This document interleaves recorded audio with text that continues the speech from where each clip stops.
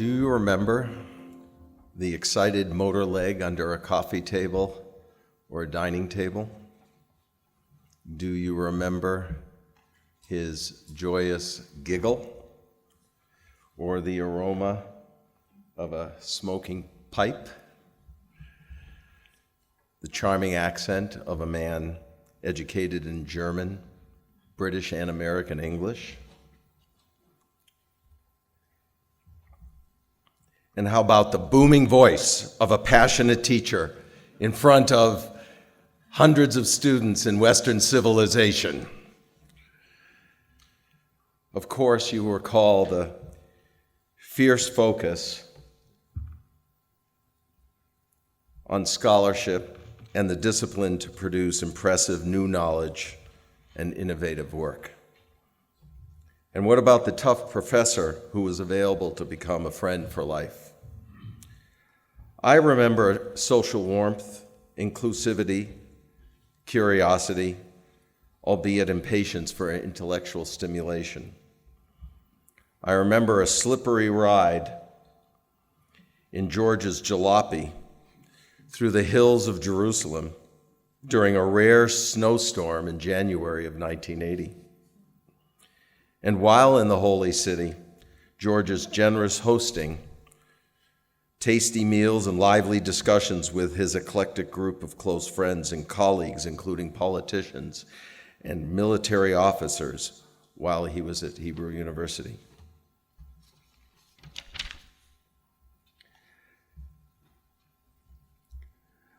I also remember collaboration in Berlin with my brother at a formative stage in my brother's career as an architect. The love and respect of a devoted uncle was ever present. Well, good afternoon. I'm George Mosse's nephew, his step-nephew. George's father and mother divorced in the 30s. George's father remarried my grandmother, Omi Corolla. George and his sister Hilda became close with my grandmother and dad, their stepbrother, in the course of their exile from Germany and eventual settlement in the US. I'm here today with my brother Hans, the architect of Leipziger Platz's Mosse Palais, one of the first post-reunification building projects in Berlin. Here's the original Mosse Palais facade and gateway, modest as it is. And my brother, some 60 plus years later during the construction of Mosse Palais, and the finished product, which actually was updated only within the last year. Hans and I are also joined by my son, Paul, today, and later in the conference, my youngest son, Alex. Hans and I grew up with regular visits from George to our house in Lexington, Massachusetts. George, Dad, and Mom, 2 professors and a commercial artist. Lots of nice family dinners. Conversations around the dining table included career and social updates on each of us. The dynamics of the relationship between Carl, Dad, and Uncle George mellowed over the years from a couple of young, passionate academic peacocks to grateful, respectful, brotherly aging professors. They were bound together by especially close relationships with one another's natural parent. Dad with George's father, Hans Lachmann-Mosse. George with my grandma, Corolla. Well, today is another special George Mosse occasion. Once again, we're in the midst of accomplished and dedicated people who are friends, colleagues, and students inspired by Uncle George. There's only one surviving blood relative of George, his niece Joy. Joy is the daughter of his elder brother, middle brother, who died after immigrating to the United States. And here are the 3 blood siblings of Hans Lachmann-Mosse, Hilda, my Aunt Hilda, George, and the middle brother, Rudolph. This is ahead of the relationship that they had, obviously, with my father. In Elizabeth Krause's 700-page biography on the Mosse family, she chronicles a several hundred-year-old family legacy, including that of our step-great-grandfather, the successful German businessman and philanthropist Rudolf Mosse.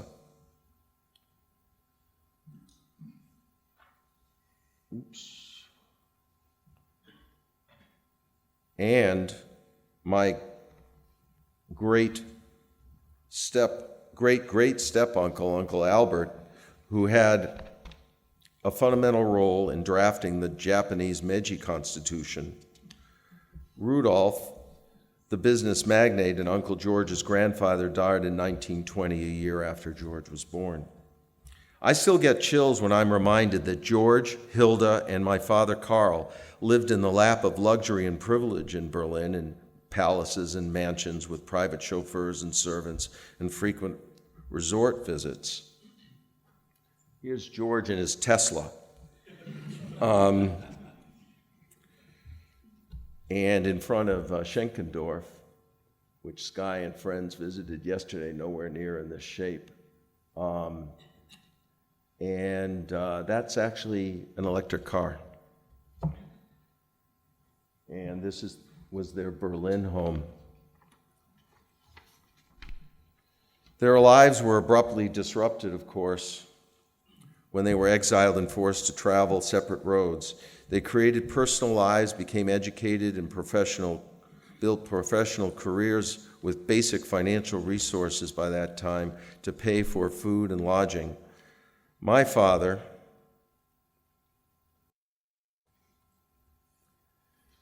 an experimental particle physicist, a Harvard professor for 50 years, became chairman of Harvard's physics department.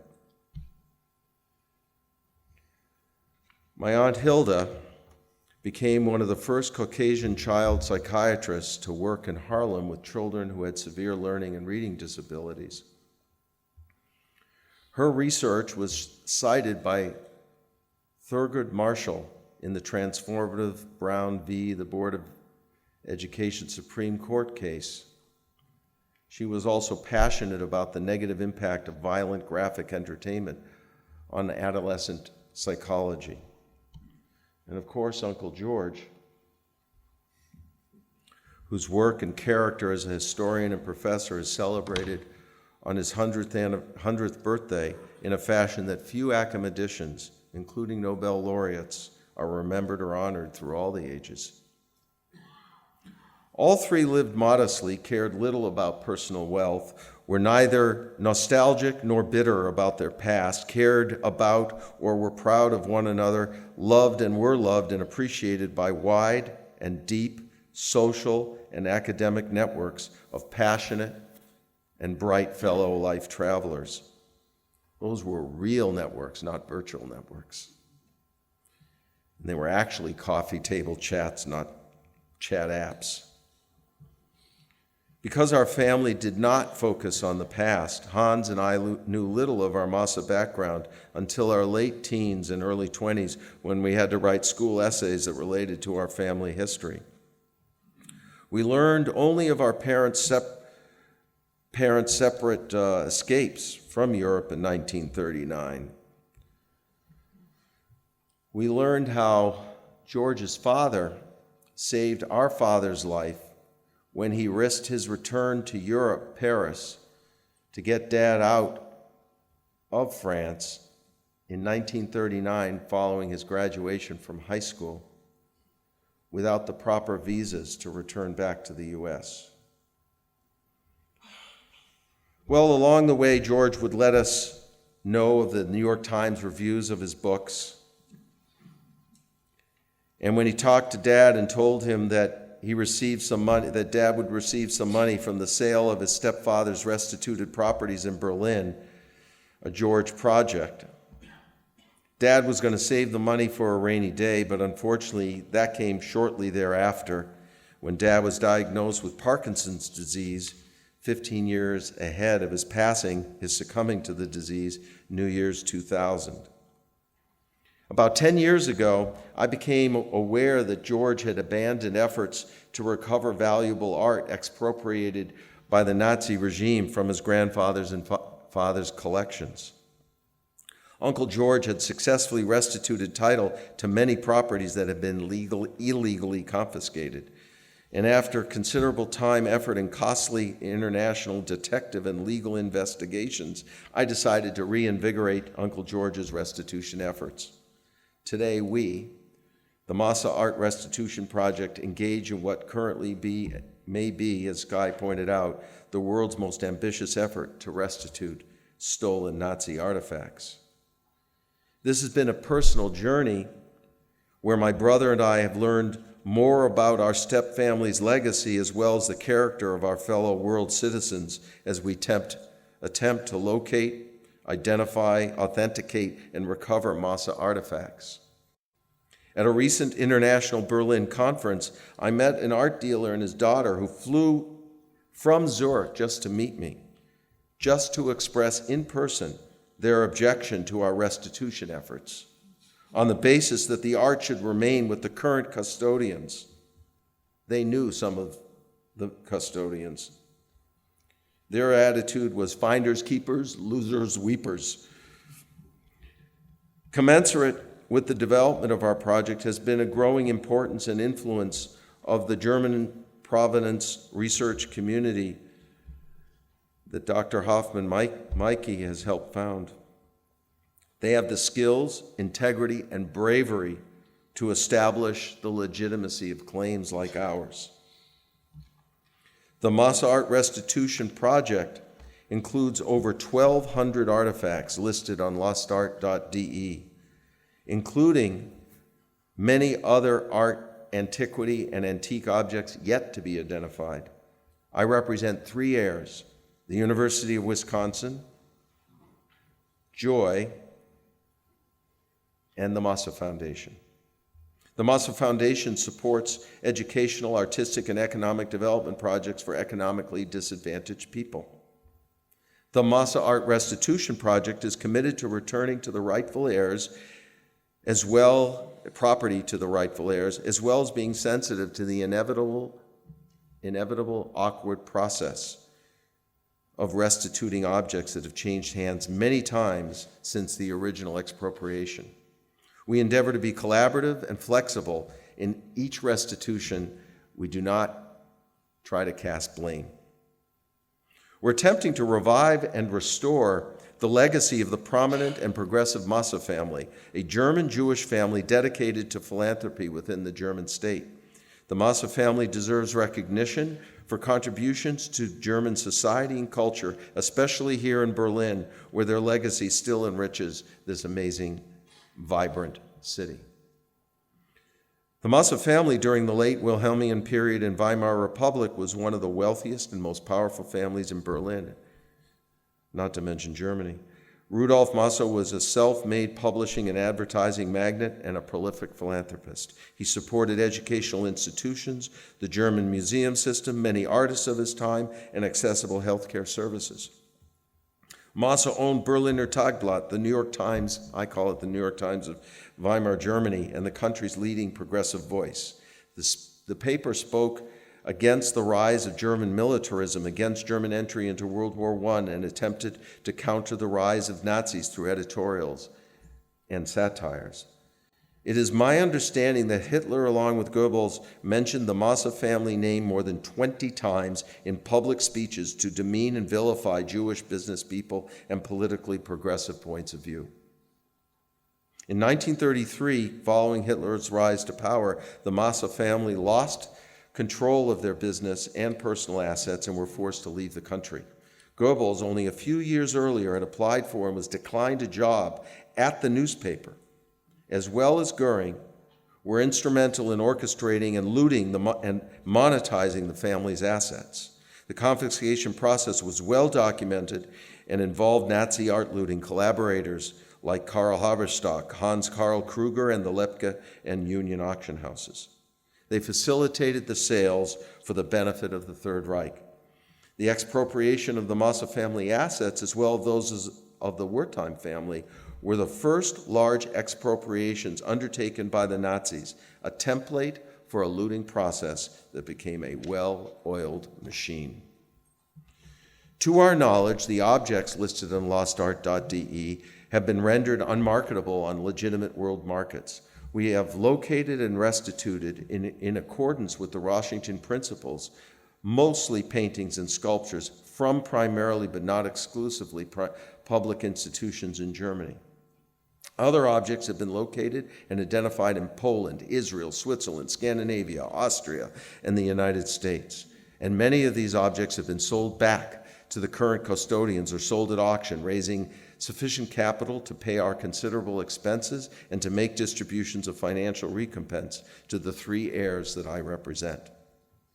Over the last 5 years, we've developed strong relationships and cooperated with German provenance researchers, museums, institutional and government officials, international auction houses, and private collectors to restitute 20 artifacts worth millions of dollars, including Adolf Menzel pastel, 1850, titled Lady in Red Blouse, was his sister, Menzel's sister, sold into a private collection.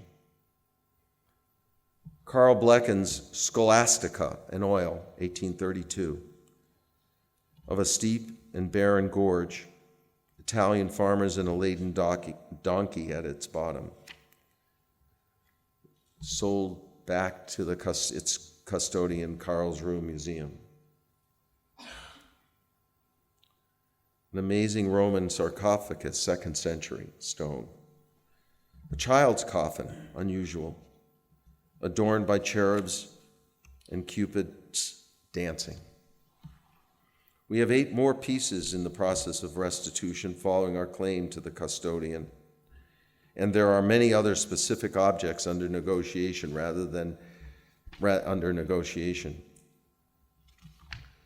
We offer collaboration and negotiation rather than entitlement, demands, and confrontation. We're one of the few families to partner with the German public institutions to search for, identify, and authenticate looted art during the Third Reich.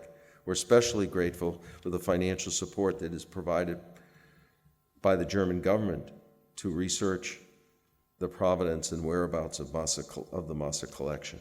We've employed experienced and talented and highly reputable investigators and researchers to support our initiative. Uncle George would have gotten the biggest kick about what we're doing and the progress we've made. He enjoyed this sort of adventure, and he would have appreciated all the characters with whom we've engaged in this journey. Following my remarks is Dr. Micah Hoffman, the leader of the Mosse Art Restitution Initiative. We're also particularly grateful for the longtime partnership of Dr. Elizabeth Wagner and Dr. Klaus Scherper of Humboldt University, who co-founded with my uncle the Mosse Lecture series at Humboldt. And Dr. Hoffman will share with you some of the identified objects and the detective stories that went into their discovery and authentication. Well, I think that what defines us and those closely associated with the Mosse family are the following characteristics: ambition to contribute to society, to create value, not necessarily financial value, but tangible value for our fellow human beings, to build and support friendships and relationships that are broad and deep through time and distance despite differences in culture and perspective, to experience and appreciate and respect the complications of the human spirit, to invest our financial resources in communities or individuals with whom we relate or admire for their potential to make a positive difference in the world. As I mentioned, Uncle George was not distracted or impressed with personal finances. He led by example, putting his money where his mouth was. He invested in people and institutions with whom he shared passion, devotion, and appreciation. It's ironic and pertinent that today's news references to nationalism, fascism, socialism, and liberalism are so closely related to George's life work. Hopefully his insights and that of yours and your students and his disciples and yours will help us navigate a peaceful path through a treacherous environment. Thank you, Sky, for leading the organization of this event, and John, wherever you are, I see you in the back, for 30 years of friendship and guidance, and for the love and respect you shared with our uncle. Let's all savor and immerse ourselves in the Mosse spirit in the pursuit of excellence and professional accomplishment, and let's share the Mosse determination to make a difference in our communities that will positively impact the world as a whole. Thanks so much for your attention. Let's have a good conference.